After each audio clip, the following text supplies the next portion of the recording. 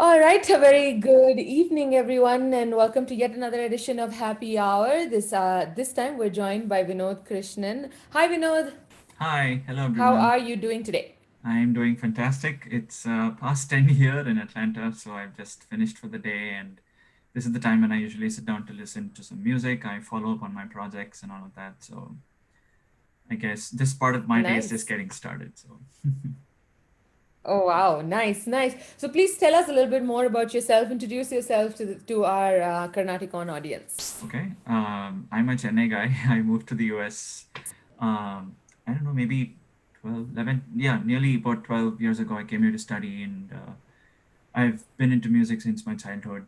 My mother's side, they're all musicians. So, like every other South Indian child, you end up with Carnatic music classes. So, I picked it up, and I think there was always a lot of support at home for me, and there was always somebody to make sure that I practiced at home.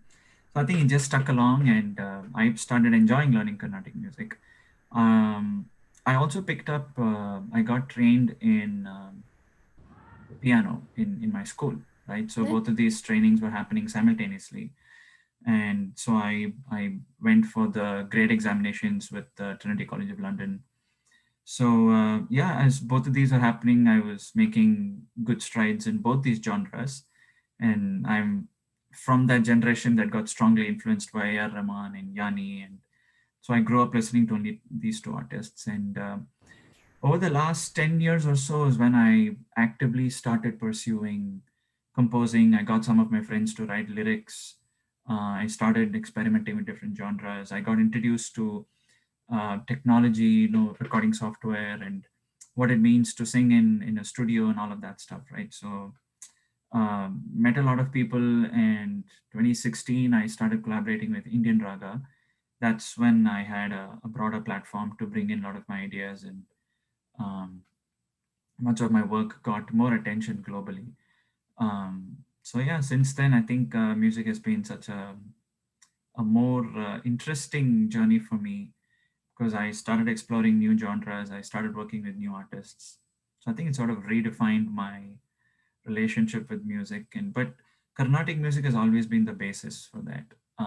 My all of my experiments always tend to have some classical theme as the basis. I guess because I'm just rooted in it, I think every artist will do that. Whatever genre they're most trained in, that tends to drive them. So I think it's the same with me. So yeah. Nice, nice, super exciting. So, what was your first big opportunity as a performing artist, and how did you actually end up getting it? Mm, I mean, there are a few, but I would say in terms of the ones that got me global recognition will definitely be Indian Raga. I think simply because they had already built their brand to a certain extent. And when I joined Indian Raga as a fellow in 2016, I think they were at some sort of threshold, both in terms of their popularity and also in terms of the kind of content that they were putting out. So I think I was at the right place at the right time, and it was a very good experience because it was more like a, what can I say? It was like a music hackathon. I think I can safely say that, right? So then you're rapidly testing all of these ideas that you want, and invariably, what happens is, you're when you experiment, some ideas click, some ideas don't, and there are other artists to work with too, right? So then all of that influence sort of comes in. I guess that would be the first of the many opportunities I got after that, that sort of put me on a broader, public eye, if you will. So, No, but so yeah, you did mention you were also an independent mhm. music instructor, right? So how has teaching been for you, and how has it changed during this whole pandemic season? Well, I've been teaching for over a decade, and it's primarily been younger students. I have taught a few adults in varying capacities. I guess if I were to compare it to what my journey was when I was a student myself, it's very different here simply because of the generational differences.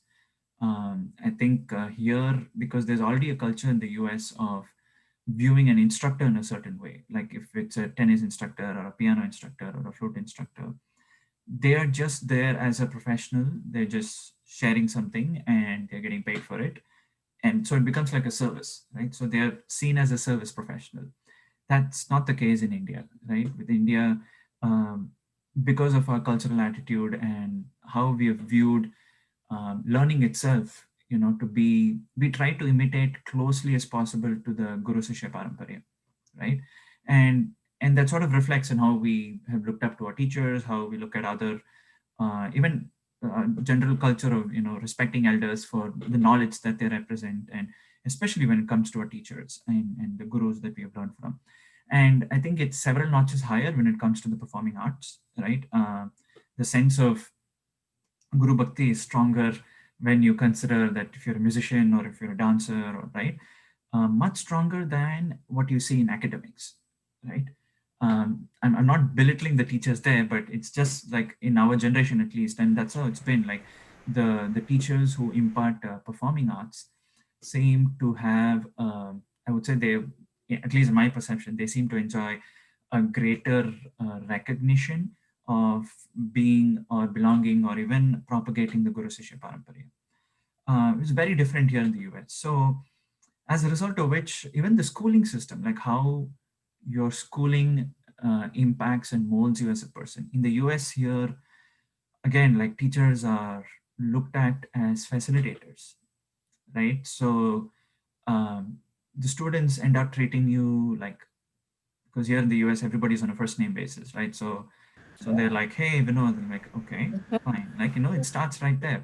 So it's a, I'm not saying they're disrespectful, but the very dynamic is very different here in the US, right? And so because of that, even your teaching methodology and how you appeal to the students is very different. So the way you carry yourself as a teacher, the way you, um, let's say, discuss a certain topic, right? The very nature of how you carry yourself is very different here.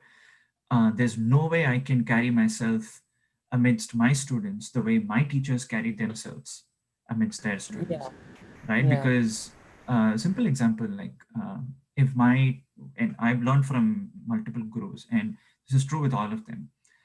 If they sang something and I didn't understand, I wouldn't dare open my mouth and ask them to explain it once again, right? But here, when I'm teaching my students, yes, granted, I have built an image with my students that they had better pay attention, otherwise they had it from me. But there are students who sort of take that liberty and say, they're like, hey, Vinod uncle, like, can you please just stop and just like explain that out? So they don't feel um, afraid of communicating openly. They feel like you're more of a mentor, more of a facilitator rather than you're a guru, like you're a teacher who's imparting this knowledge. And there are a lot of differences. Like, I don't think they understand the concept of gratitude. Even the older students, I'm not talking about 10-year-olds. Like, even I have students who are in their teens, I have adult students. Adults, of course, if they belong to the, let's say if they're born in the 80s or something, they understand. They come from a different generation, right? But I would say the ones who are born a little bit later, like maybe in the 90s or all, they're not very familiar with the concept of what it means to engulf yourself in gratitude because of what the teacher's offering. Now, I'm not saying I expect that, but I think in India, the way the Guru Sishya Paramparya is there, it naturally allows for the student to build a sense of awe towards the teacher, and build a sense of gratitude for what they're sharing. I think it's a little bit more work if you're teaching in an American context.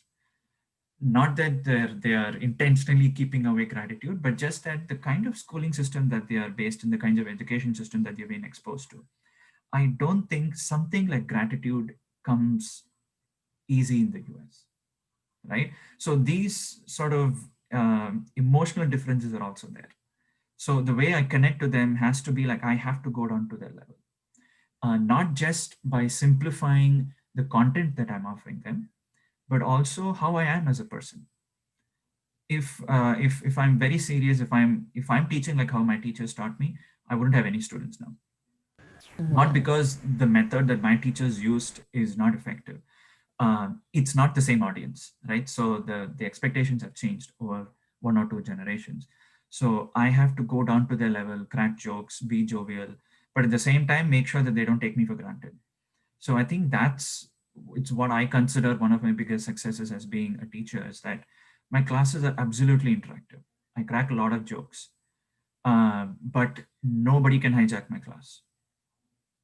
And if they do, they know what's coming for them, right? So it's almost like in a few weeks, students sort of learn the boundaries. They're like, it's okay to go up to this extent with Vinod's class, but the moment I cross this, or the moment I don't practice and I show up unprepared for class, I had it in his class, you know. So I think it really matters that every teacher sort of set this boundary for them. How my teacher set that boundary with me is very different from how I am setting the boundary with my students.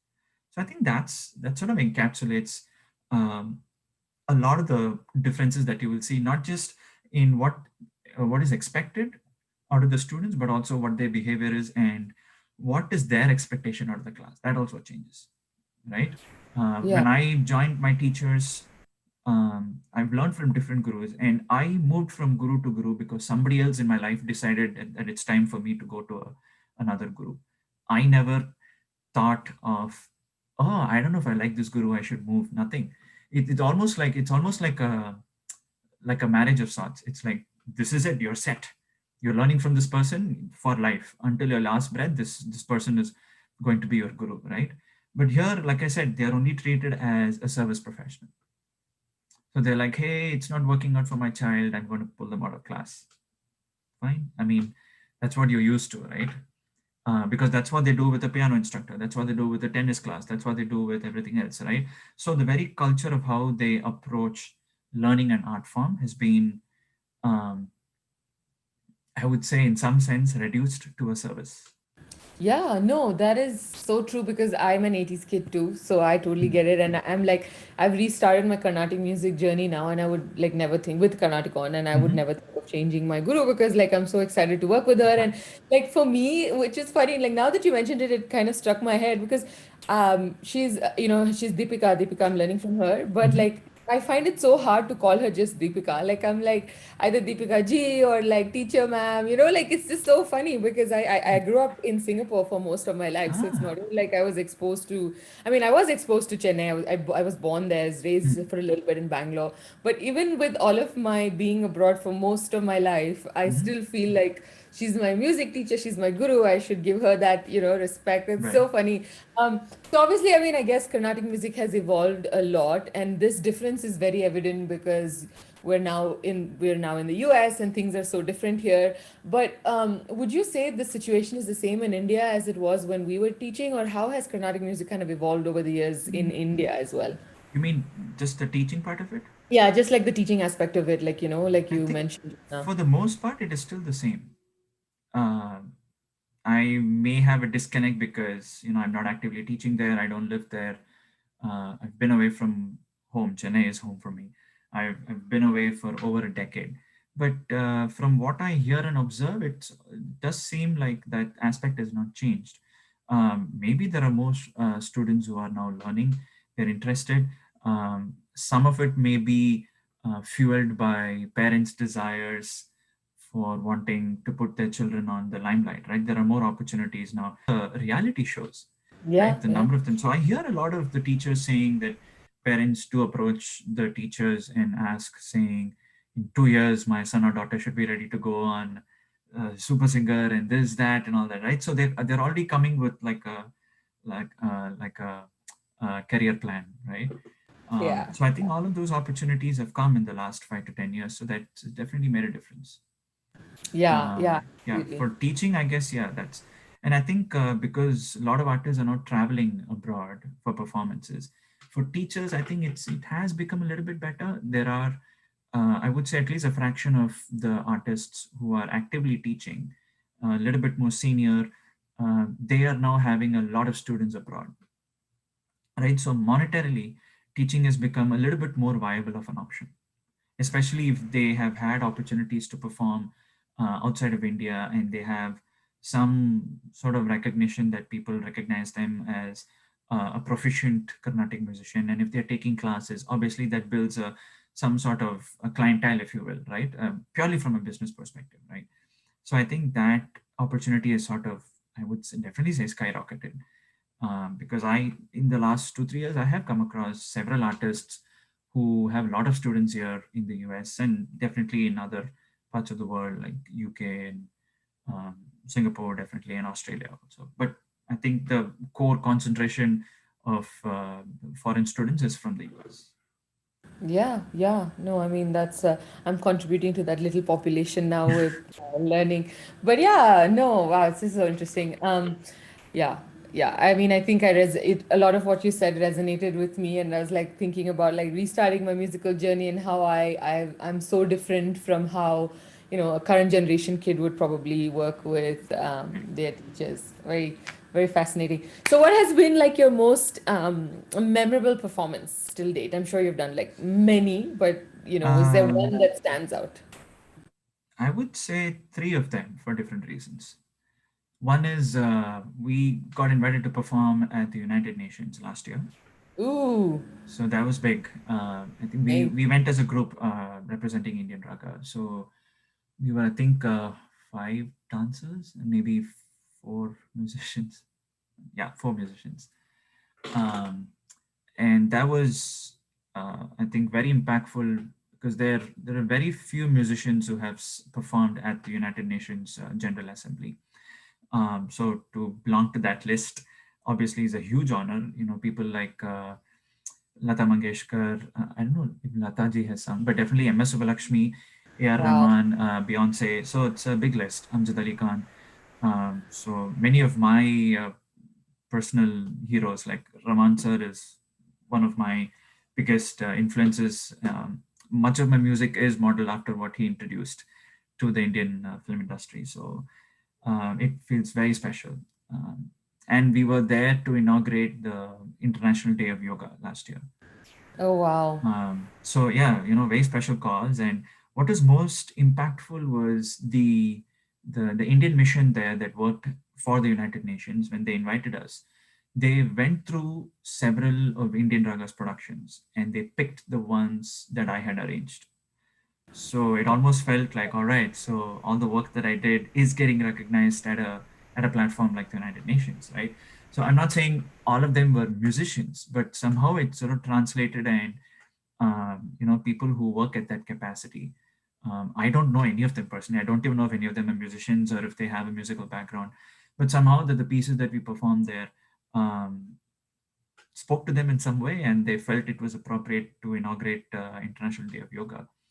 So I think that was, for me, it was a strong validator that my there is some sense of truth, and at some level, my proficiency is being acknowledged. I think that's very important for an artist. I think every artist is constantly looking for that.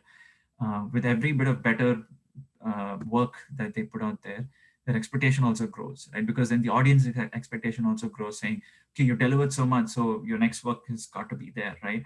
So when the artist works for that and they deliver there, they're like, okay, this time I want a bigger recognition because I've put in more effort, right? So that tends to happen. So I think that was a huge sort of honor, and obviously as an artist, very important validation for me. The second one was again last year, when I think this opportunity came very quickly for us. Like we didn't even have time to prepare. Uh, I performed with Aditya Rao, my, I would say, fellow co-conspirator, who performed with me for our very popular Shape of You Carnatic Mix track. So Aditya and I were called again to perform for Howdy Modi, where we were part of several other opening act performances.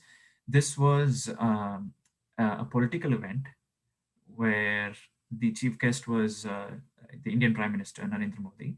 I think he was invited by an Indian community, a professional Indian organization based in Houston. And because Narendra Modi ji was coming, I think eventually it ended up in such a way that the American president Donald Trump also ended up attending that meeting. So it was like two Wow. national heads were there, and so it was a huge crowd. at, obviously performing for Narendra Modi ji was important.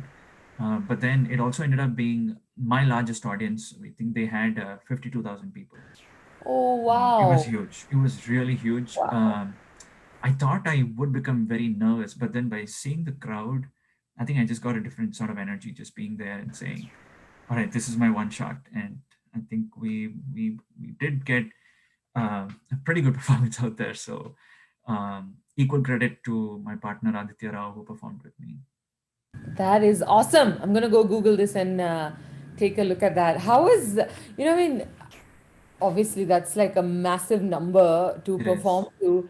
And if it was your very first time, like how was that feeling after you guys were done? Were you like, oh my God, thank God I'm done? Or were you like, I want more of this? Like this was fantastic. Like, what were your thoughts after it was done? Definitely a relief that uh, everything went smooth because we had a lot of technical issues. I think primarily because they were trying to change a lot of things with the miking and the feedback and all of that's very important for artists performing live, especially singers. And I think there were a lot of security restrictions because obviously you had the Indian Prime Minister and the American President there. So I think a lot of our rehearsal schedules were like thrown around.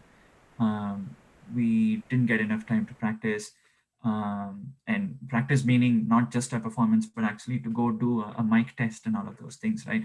So we were up pretty late practicing and not knowing whether mics were working properly, and a lot of things that did go wrong technically and that could have made things worse.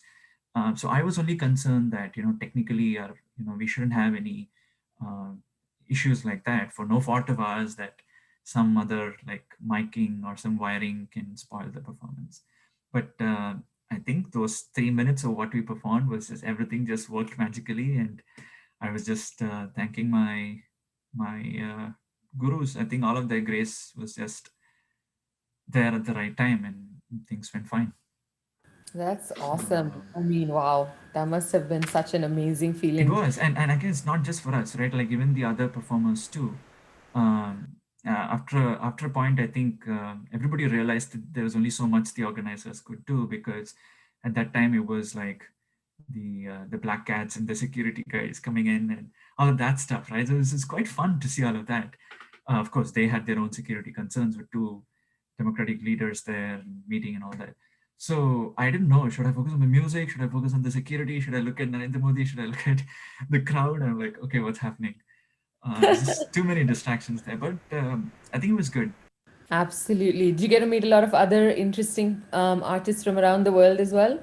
Um, I guess it was mostly South Asian Americans who were living in and around, the United States. So I think that was mostly the concentration of artists who had come.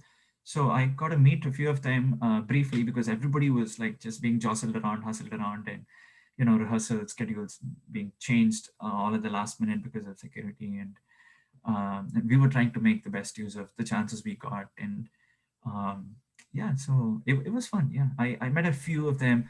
I haven't really had the chance to connect with some of those artists. There are a few that I do keep in touch, but I think it all happened like within 48 hours, and by the time you sort of learned their name, like the program is over and it was time for you to fly back. So Nice, nice. So, what was the third one? The third performance the that third you. one was in 2017 when there is an entertainment company based in Toronto, in Canada. That company works closely with A.R. Rahman to produce many of his recent productions, like 99 songs and some of the productions. So they're one of the producers. They're working with Rahman sir to do that. So they arranged a tribute concert to celebrate 25 years of Rahman's contribution to Indian film music. So they were doing a tribute concert, and one of my friends who lives in Toronto, she posted a video saying, "Hey, this thing is coming up, and we're going to start rehearsals." So uh, the organizers they connected with me, and um, before I knew it, I was going there to perform as part of the orchestra. So I went there. I rehearsed with them 1 week before the show. Then the following week, we got to perform with Raman sir as the chief guest. Oh, So yeah, so that was my first ever performance live singing with Rahman sir sitting in the first row as a chief guest. Oh my goodness. So And it was important. I had to do that. And it was risky because that is around the time when there were travel bans introduced by the government. mm-hmm. And I was on a visa, so people were like, "Do you know for sure they'll let you back in if you go to Canada?" So my wife was back here, my house is here, my job is here. I'm like, I don't know if I'll ever get to sing in front of Rahman after this. I'm going, right? So like this had to be done. So I even remember when I finished the concert, I was flying back. Uh, when you fly back from Canada, they do the US immigration in Canada itself because it's a Yeah. straight flight for me. Yeah. And so the guy's like, okay, what brings you to the US? I'm like, I live there. I have a work visa. And like, okay, so why did you come to Canada? Well, my music idol, he was there for this tribute concert. I came here to perform. He was like, I don't believe you. So I had to show him the brochure, and somebody had sent me a video that I posted on Facebook. I showed him my phone, like, check out on, my Facebook videos. Like, oh, I see. So you're a singer. Like, yeah, yeah. So he was talking about Rahman for like 10 minutes. And then he was like, yeah, I'm just kidding. Here's your visa. Please go. So it was just very hilarious. So remember that because nobody's ever asked me about A.R. Rahman in an immigration interview. He was the first guy who did that, right? So yeah, so he was like, do you know that the travel ban is going on? And I was like, yeah, I have all my papers here. So like, cool, man, you still went to see your music idol and sing for him. Here's your visa, and he just let me in. It was very surreal. There aren't too many people who have heard the story, but I was like, thank goodness, I got to sing for Rahman, and no immigration issues. Yeah. That feels like like since you've been talking about Rahman being your idol like since we've started. So like for me that would have probably been like the penultimate thing. I'm like, okay, I'm done now. Like, I'm happy. So like how Yeah, do there's one more thing pending in the list. I'm just waiting for Rahman sir to call and say, hey, when did you come and sing a song for my movie? would be awesome. I know, I'm right? hoping you So, get that opportunity soon. yeah, thank you. Nice, nice. Oh my God, you've done some amazing things. So yeah, I can understand why you had like more than one performance to talk about Right. because these three itself, and I'm sure you have a lot more that are worth mentioning, but these three were like so amazing already. And oh my God. So like when you were performing, was he like, when he was looking at you, were you like, oh my God, he's looking at me, I need to like, how nervous were you actually doing this Very, performance? very nervous singing in front of Rahman sir because I was like, shit, I shouldn't screw up the song that I'm singing. And I was singing with another singer based in Toronto. Oh my God, I'm blanking out on her name. She's totally going to hate me for this. Yes, I'm absolutely blanking out on her name. Shraddha Ganesh, yes. Nice. Yeah, she is actually, yeah, now studying at Berkeley. So brilliant musician. Um, yeah, so the two of us were singing Narmuge, and as we were Nice. singing, there were dancers who were performing for the dance, and there was a live orchestra playing the background score, right? So it was like a proper live song that you were singing. You couldn't mess up because I think it was happening at Sony Center Theater. It's like one of the biggest performance theater. It had like 5,000 6,000 people, and all like who's who of Toronto was sitting there, and all of these big shots, and then right there in the first row was Rahman sir. I'm like, oh my god, I shouldn't screw it up. I shouldn't screw it up. And when I finished it, it was all like superb, and everybody's like, dude, you just sang really well. And I was like, oh, Boda, thank God. It more than like, did I do a good job? It was more like I didn't mess it up. Thank goodness. I think that was more important. So yeah. Nice. Can you sing us a couple of lines from that song since we're talking about it now? Uh, okay, let me pull up the lyrics. Yeah, so Yeah, exciting.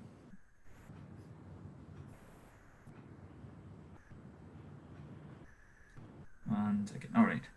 Mm,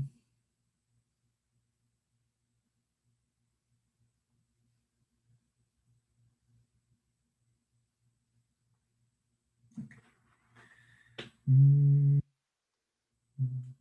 mm. நரமுகையே நரமுகையே நீ ஒரு நாழிகை நில்லாய் செங்கனி ஊறிய வாய் திறந்து நீ ஒரு திருமொழி சொல்லாய் அற்றை திங்களன் நிலவில் கொற்றை பார்வை பார்த்தவனும் நீயாய் skipped a line. I'll sing it again. அற்றை திங்களன் நிலவில் நெற்றித் தரளனே வடிய கொற்ற பொய்களாடியவள் நீயா திருமகனே திருமகனே நீ ஒரு நாழிகை பாராய் வெண்ணிற புரவியில் வந்தவனே வேள்விழி மொழிகள் கேளாய் அற்றை திங்களன் நிலவில் கொற்ற பொய்கையாடுகையில் ஒற்றை பார்வை பார்த்தவனும் நீயா. Yay! It's one of my favorite songs. It It's so is. you sang so well. Oh, Thank so you. nice. Can imagine how that atmosphere must have been actually with all of the, Very the electrifying. musicians in the background and all of that must have been great. It Is was it a on YouTube? I don't think they streamed it on YouTube, but I do have. I remember somebody sent me a video. It's on my Facebook post, but way back in 2017, I probably have to dig it through my artist page on Facebook to find that. But I'll go find it. I'll go find it. Must have been amazing. So like, Archana and you, I think have worked on some like projects together before. Like, what's been your experience like working with her? yeah, so I got introduced to Artana.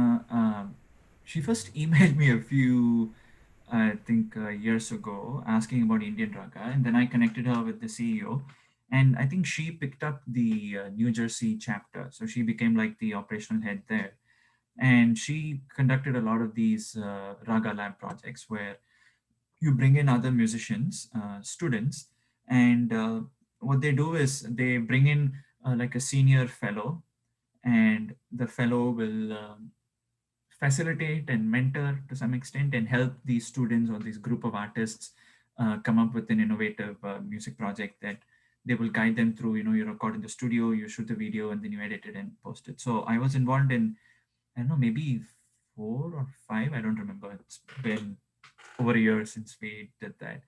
Yeah, so I think we must easily done about 3 or 4 easily. So that's how I got to work with her. And yeah, so I think she brought on board quite an eclectic mix of artists. There was like a pure Carnatic group. I remember doing that. Then there was a group of I think a much younger group of uh, music students. They were all girls. I think they're all trained. One was a pianist, one was a violinist, two of them were singers. Very talented girls, and I think they came up with very brilliant ideas of mixing, doing mashups of Bollywood and English songs. That was really good. The Carnatic group was also pretty interesting. There was one student who was playing saxophone, and then I think there was either a flautist or a violinist. I don't remember. There were two instruments for sure, and of course there were singers and percussion mridangam player. So very young, dynamic students who were there, right? So I think it takes somebody like Archana who's like constantly. I would define Archana as like somebody who's very curious all the time. For every little thing, she's very curious. I don't know if you felt that with her, right? So I think it does take somebody like that to constantly keep looking at, okay, who's good to bring on board for an experiment like this, right? Um, and to also set the environment for them and push those artists or those students to sort of kick them out of their comfort zone. That's very important to have somebody like that, right? So I think that sort of reflected. And I've visited uh, New Jersey a couple of times, and she's hosted me there, and we've had a lot of these discussions while I visited her. Lovely family. I've met her family, husband, and kids. So she's got a lot of these ideas that we would talk for hours together.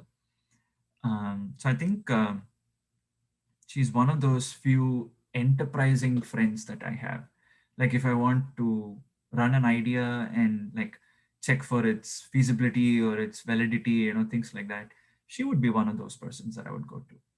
So I think why I can see why she's very passionate about taking music on a platform like this to more people and what her business model is. And um, I mean, I think after working at Google, she then did her MBA and all that, right? So it did take some resolve. Like after working at a place like Google, you tend to get very comfortable and you're constantly thinking about how to grow your career.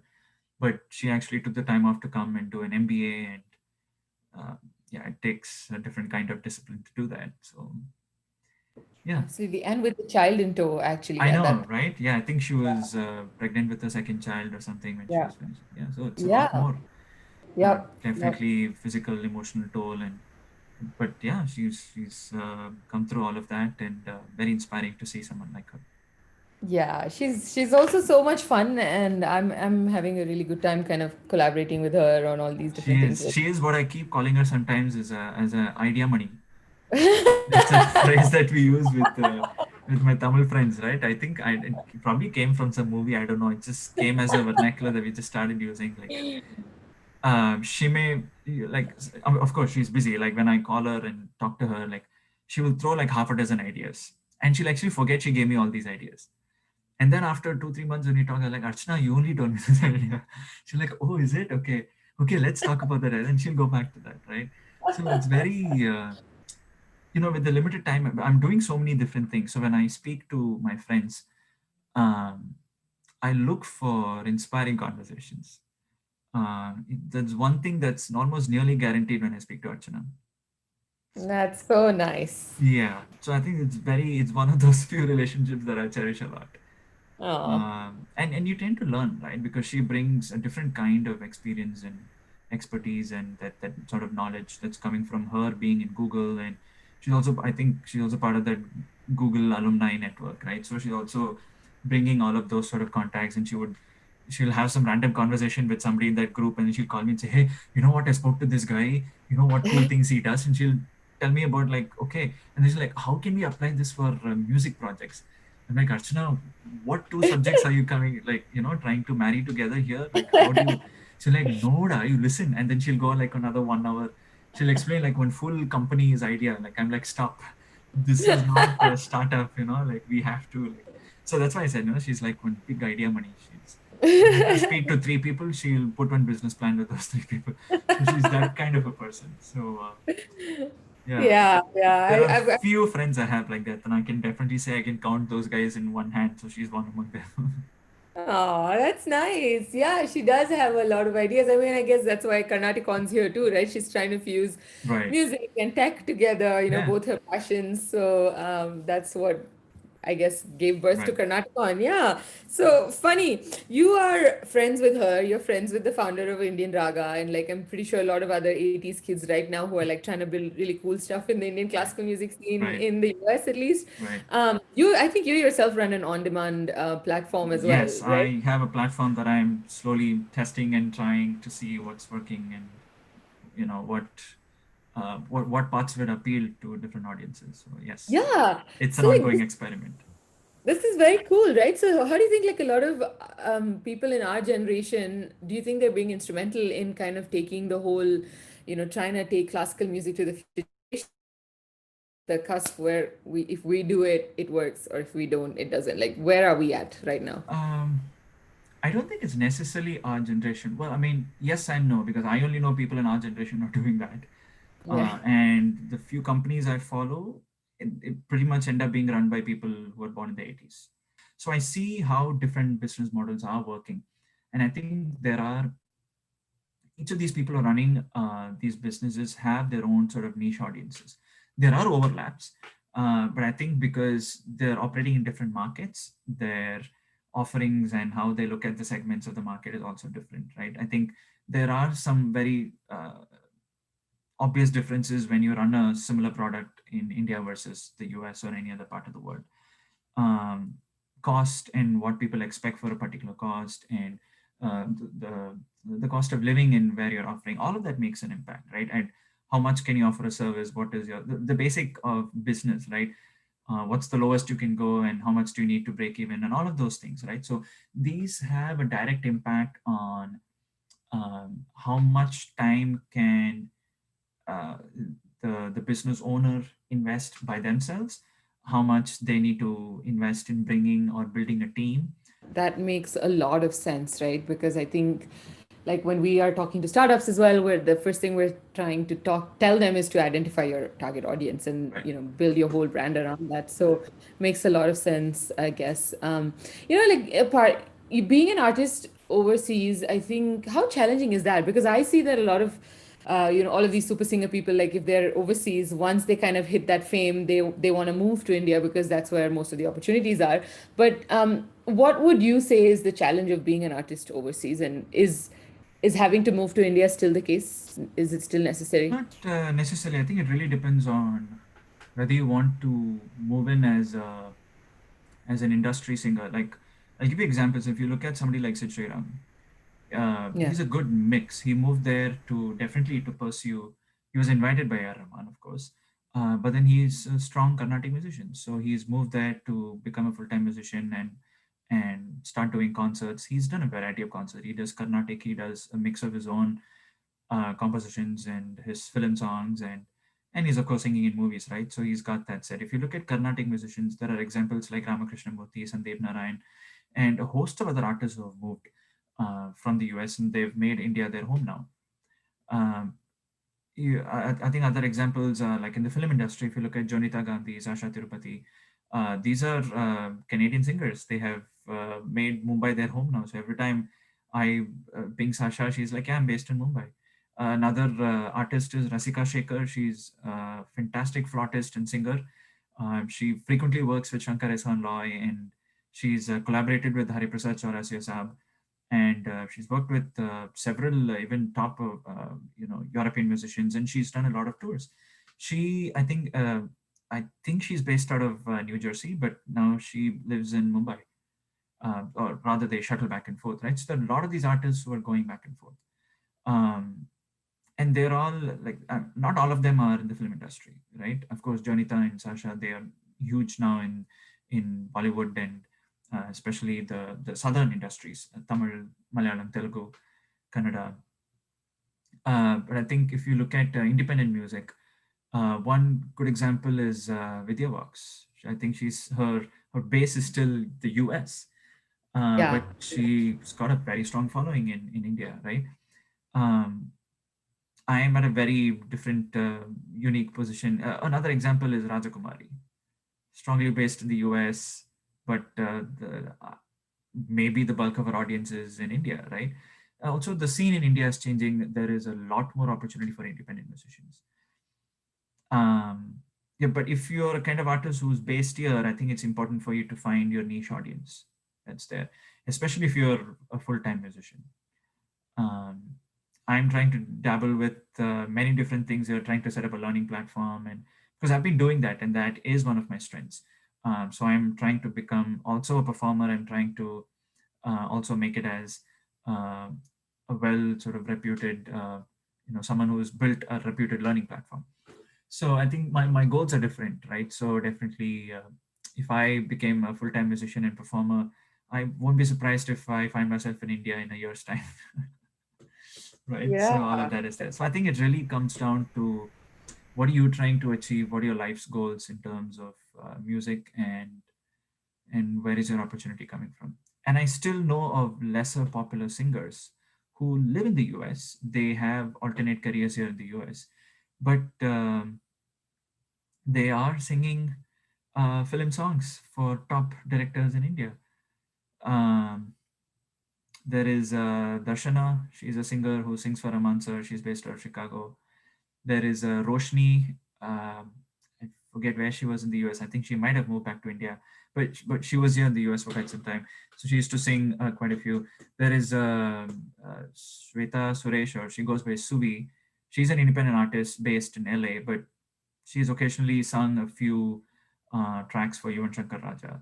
A lot of lesser known artists who are, I'm not saying lesser known in terms of they are lesser talented. They're all phenomenal artists if you listen to their music, but they just choose their audiences very differently, right? They're not necessarily the Jonita Gandhi or the Sid Sriram who have come to India. Obviously, because India, we have a larger population, we have a stronger um, affinity for film music. So if you sing a couple songs and you're already immediately popular, right? The learning curve, or the success curve there is a little bit easier if you know how to work with the music directors, and you eventually become a favorite for the crowd, and if it works, right? So then it's um, at least it looks like that you will have more opportunities coming your way. I think here in the US the scene is very different. The artists they definitely go in search of building a certain sound for themselves. That doesn't happen much with if you're singing for the film industry, because the industry tends to bucket you, I guess. um, if you're one kind of singer, they'll only call you for that kind of songs, unless you are this super versatile singer like the late SPB sir, or people today like Shankar Mahadevan, right? Or Vijay Prakash, or Hari Charan and things like that. So Shriram is heading in that direction. But for the most part, I think all other singers, if you see, you can nearly tell that this person will only be called for this type of singing, right? Yeah. And it's not a bad thing. It's like those singers have identified their niche, right? And as long as there's a need for it, from a business perspective, your market is there, right? So I think that's very important. Boils down to the fact of what the US artists are also doing is everybody's trying to find their niche, and just that your audience is very different, and your money making revenue models are also very different in both those places. I think here in the US, it's more of you do a lot more live performances. Um, the concept of movie singing is not great here, nearly absent here, right? So it's more of promoting your independent work and what is your individual identity as a musician. Whereas in India, um, you've got to be an independent musician nearly full time and not singing in films to have that identity as here's my brand of music, right? There are very few artists who are doing well in both. Yeah.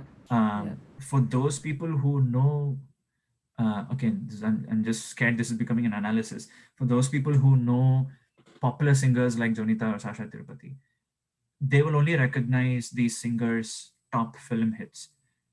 You've got to be a crazy fanatic fan to recognize their independent albums, because that's where the artist has truly put in their heart and soul, and they've actually sat and composed those songs. They might have written those songs. They might have, it may be an expression of what their personality is, right? But when they're singing a film song, yes, they're putting their 100%, but it is somebody else's vision. It's the music composer, the music director's vision, right?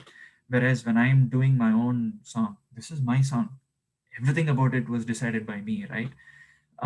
So I think in India, it's become a very clear dichotomy that if you're an independent artist, there are opportunities that are coming up for that. If you're a film artist, people tend to leverage that sort of personality that they built for themselves. Yeah, yeah, and it's just easier recognizability, I guess, Yeah, also because like mainstream yeah, Indians are absolutely. still listening to like the music, right? Yeah, I think Yeah, slowly yeah, that attitude is changing, where people are slowly yeah. looking at independent artists. But I think it's happening more with live gigs and music festivals. Mm, mm, I don't know if independent artists are able to earn a decent living just by their performing yeah, their numbers, or maybe they are. And, I mean, I would be assuming a lot of wrong things by making a judgment or just making a yeah. blanket statement, right? But it's just based on my very sort of cursory observation of how other artists are doing, simply because I'm busy trying to see what it means for me to become a better performer after every project, right? So with the limited time that you have, and you look at the industry and say, okay, who's making waves and who's doing the right thing in terms of attracting new audiences. Um, so this is sort of the trend that I've observed. Interesting, interesting. So how would you compare like indie music to like labels? Because you've done both, right? You've worked with Mhm. both. Right. How would you compare them? uh, Compare in terms of what? In terms of like the reach, the audience, like what are people like listening to more, something like that, I think. Yeah. Definitely, labels have the greater share of the market, right? They're stronger commercial forces. So because they do a mix of content, they do independent music. Many labels are getting into independent music now over the last about 3 or 4 years, maybe. But because the bulk of it is film music, people do come for it, and they obviously will pump in marketing money for the film because they want the music to be one of the factors that brings in more commercial success, right? And with independent music, it's very challenging because unless you're a force that's fully devoted to it, like I would say Pratik Kuhad is a good example. Um, who else? Ritviz, I don't know if I'm saying his name right. Ritviz, probably. These are people who have they come with different genres of music. And I think what their strong point is, they have a good production team, so they make good videos. I think the Indian audience, or generally the audience, is being spoiled to a point where if you don't do a good video, even if your audio is good, people will not accept it. So I think that makes it nearly impossible for independent artists to constantly keep making music videos, which is why I think a lot of independent artists in India they tend to prefer live performances because it's straightforward. It's more like, churn in, churn out. Like, it's easy, right? It's a live performance setup, and three people are enough. You play your acoustic guitar, get a bass guitar, and maybe a keyboard and drums, and you're set, right? And smaller the band, easier. You're more nimble to travel. So a lot of Yeah. the artists that I know are doing that, right? So rather than putting out, so they're not doing extensive music videos like what you see in labels. Labels, what they have, I think what they're recognizing is there are a good number of artists who are independent musicians who are coming up. So if they bet on these independent artists, or maybe somebody is doing well in film music, they tend to sign these artists to do independent single tracks that are not tied to any movies, right? um, it's good and bad from what I've heard. I think it's good because obviously the artist is getting more opportunity, more recognition, more visibility. um, I think bad because this is sort of the, again, all of this is hearsay. I don't uh, I don't know how much of it is true, right? But I do hear quite a few number of times from different artists and musicians who work in many industries, many music industries, Hindi, Tamil, Kannada, Telugu, all of that, is that sometimes what happens is the artists tend to lose creative freedom on what content they can compose and put out, because now the label or some other commercial force is dictating what they should put out, right? So as a result of which, what they intended their brand to be is now changing and is going out of control. Maybe they're okay with it, maybe some are not, right? And um, I won't be surprised if I hear artists thinking to themselves like, "This works for me. As long as I'm not doing anything that I feel weird about, why won't I do it?" Right? But there are also other people like, like I said, Pratik Kohat. He's been consistent with the kind of music that he's brought out. Like, he sticks to his genre, and so people, it becomes predictable, right? So then people like that. They like familiarity. Um, so even with Raman sir, I think from his early days, he's got a typical sound, and after he has established his sound in about 3 or 4 movies, then he'll change something, right? I don't know if you've noticed that. I've strongly noticed with Raman sir. It's almost like every 7 or 8 years, the sound of Yeah. his music has evolved. So if you see Roja, Yeah. they'll Yeah. say Gentleman, Rangila. It'll be the same kind of sounds. Of course, the music is all different. But I'm a musician. I'm a composer. I'm thinking in terms of, he used this sound for the keyboard. He used this style of playing for the violin. Then suddenly, the next 10 years, you see, like, there's no resemblance to what he did the last 10 years, right? So that's when, if you look at movies like Slumdog Millionaire, what's the other one, Delhi Six, um, a few others. That's where he started using that continuum fingerboard. So he is like constantly reinventing himself, right? So if you look at, I was just listening to one of my old, like, I have old songs that Raman sir has composed, like early 2000s and all that. The same sort of sounds that he uses in Delhi Six, instruments wise, there's a lot of overlap in like movies like Silin or Kadal. I'm like, wait a minute, like, what's the timeline of these movies? Like, it's changed. Then if you look a little bit ahead, he became very strings intensive. Look at movies like Kadal, look at movies like Marian, Kocharayan, all of those, the ones that came after that, Lagan. But Lagan was, I would say, a one off. He was not very strings intensive. Boast, the Forgotten Hero. A lot of people don't even know Raman sir did these. So there are these few albums where he started using strings a lot. Like, it became very orchestra intensive. Guru, right? Like, intensive. Like, now again, it's he's becoming a little bit more techno. If you look at what is that, Dil Bechara, Yeah. Yeah. right? Yeah. What was the previous movie he did before that? I'm trying to think hard. some of his other albums, the 99 songs, that album, some of them, Okay Kanmani. I So, love that album. yeah, so I'm noticing that change, right? So it's almost like, see, we drifted topics again now, and we are discussing how Raman sir sound has changed. This happens every time I start talking about him.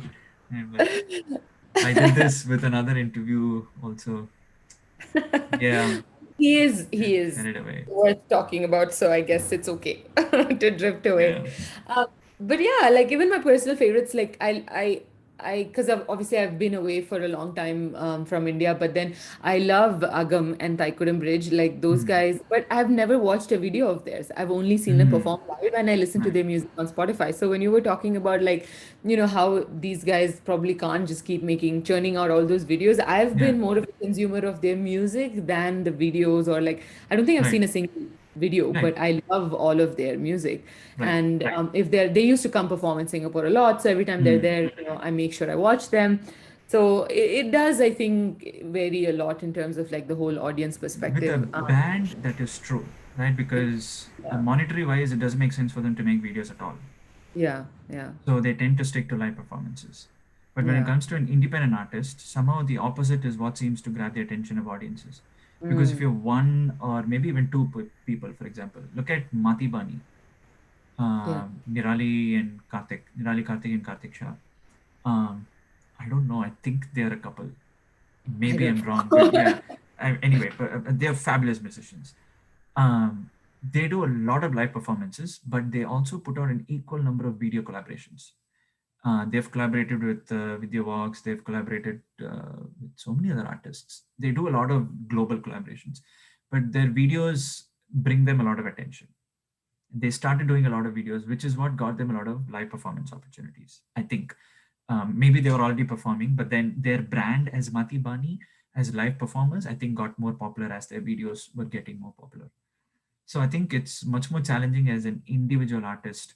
You have to look at how can I put out my, videos there. But unless you're doing it full time and you have some sort of producer or sponsor, it's not financially viable to do that. Yeah, yeah, no, absolutely. Makes a lot of sense. Um, Yeah. Oh my God, I just looked at the time. We have well ran over 1 hour, which I've never done. I think not even right, with Archana, and she's the longest interview I've had. But right. I mean, I would love for you to sing a little bit more for us before I let Mm, you go. So if you okay, can sing something for us, that would be great. sure. Do you have a language preference? Tamil, please. Tamil. Okay. All right. I will sing my original in Tamil that I released earlier this year. It's called Nice. Kalai Poludil. It released on Valentine's Day early this year. Nice. So, Okay, but awesome. we did a full video for it. So that Cool. was my first independent Tamil video production that I did entirely remotely. I've not met anybody on that team face to Wow. face. Never Wow. before. Yeah, I've not met the director in person. I've not met the actors. I've not met the production crew. I haven't even met my producer in person. Wow. Yeah, somehow that person, group of people just came together. They trusted my work and they're like, yeah, we'll fund your work. Right? So it's very, very special project to me. I'm very grateful to that entire team that made it possible. Awesome. So as Awesome. much as it's my song, it is all of their songs. So I'm Wow. going to say it's on behalf of that entire team. I will sing these few lines. Nice. காலை பொழுது கனவுகள் கலையும் நொடியில் காத்திருந்தேனடி உன் இதழ்கள் சிரிப்பதை பார்க்கவே இரவெனும் வேளையில் வெட்கம் வேஷமானதே இமைகளில் ஈரமா இடைவெளி இனியும் வேண்டுமா காலை பொழுது கனவுகள் கலையும் நொடியில் காத்திருந்தேனடி உன் இதழ்கள் சிரிப்பதை பார்க்கவே இரவெனும் வேளையில் வெட்கம் வேஷமானதேன் இமைகளில் ஈரமா இடைவெளி இனியும் வேண்டுமா